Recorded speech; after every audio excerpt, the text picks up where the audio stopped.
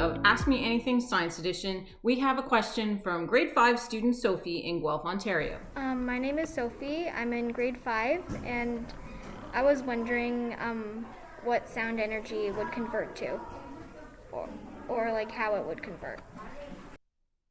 Such a great question, Sophie. As you know, sound is a form of energy, which means we can turn it into other types of energy through different processes. For example, there is a process happening right now in your head that's turning sound energy into electrical energy.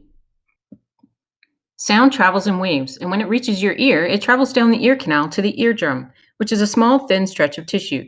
The sound waves make the eardrum vibrate or move back and forth, which means the eardrum is turning the sound energy into the energy of movement, or kinetic energy. These vibrations get passed along through some tiny bones to the cochlea, which is a structure that looks like a tiny snail that's full of fluid. The vibrations create waves inside the fluid, which makes tiny hairs in the fluid dance around.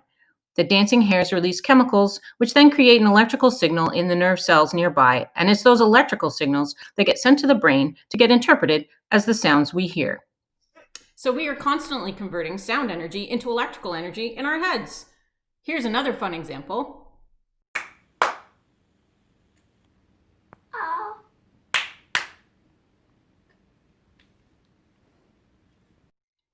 Is it magic? Nope.